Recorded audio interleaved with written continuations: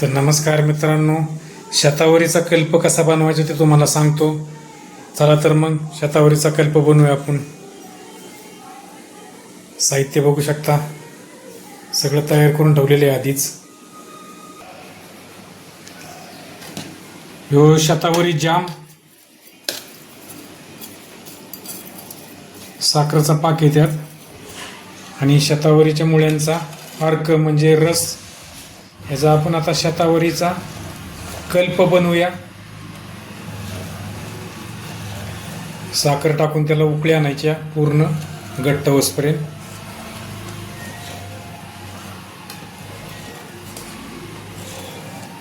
पूर्ण पांढरा शुभ्र फेस येतो बघू शकता.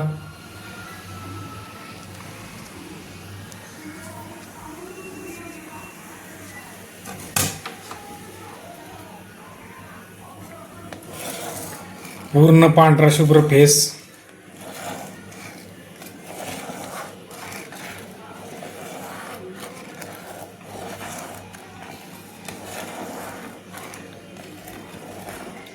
शतावरी जाम,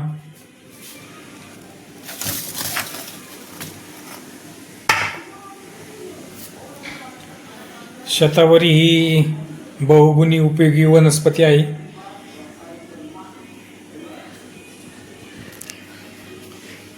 त्याचा आपण जाम आणि इथं शतावरी कल्प.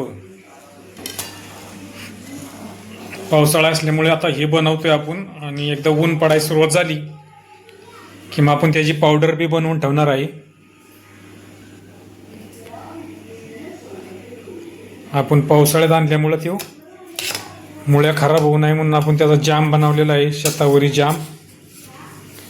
बघू शकता. कुठलेही आजार असू दे, मुळव्याध असू द्या, मुतखडा असू द्या, सर्दी खोकला, ह्याच्यावर उपयोगी असा जाम. पूर्ण लोणचंच मानायचं त्याचं. आणि शतावरी कल्प दोन्हीमध्ये साखर घातलेली आहे आपण, एलची पावडर.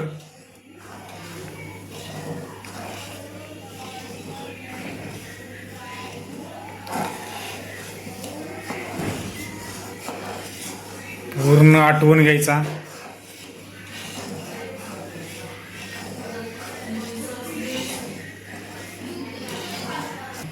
अशाच नवनवीन व्हिडिओ पाहण्यासाठी चॅनलला लाईक करा, शेअर करा, सबस्क्राईब करा. संघर्ष जीवनाचा खानापूरचा उमेश.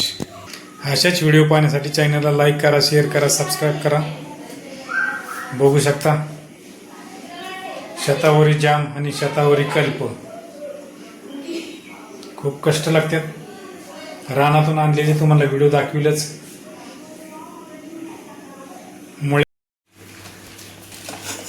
मित्रांनो, कल्प तयार झालेला आहे. बघू शकता. ब्राऊन कलर आला की समजायचा कल्प तयार झालेला आहे. आता आपण एका पसरट्या ताटलीमध्ये त्याला काढून घेऊया, आणि तो लगेच सुकतो. 2च मिनिटात तो सुकून जातो आणि आपला शतावरी कल्प तयार होतो. तर हा कल्प एकदम गरम असतो आणि साखरेचा पाक असल्यामुळे एकदम चटका बसतो. त्यामुळे फडक्यानेच धरायचा मित्रांनो, पकडीने आणि धरायला गेलं तर पकड सटकती. आणि आता आपण ताटलीत ओतून घेऊया.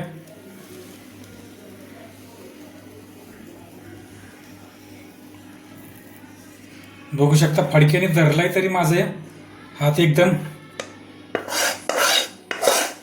भाजतोय. असा चिकटला तरी परत गरम करायचा आणि परत द्यायचा. आणि हा कल्प असा एकदम ताटलीत पांगवायचा, असा पांगवायचा. तर बघू शकता मित्रांनो, शतावरी कल्प तयार आहे. अशाच नवनवीन व्हिडिओ पाहण्यासाठी चॅनलला लाईक करा, शेअर करा, सबस्क्राईब करा. धन्यवाद.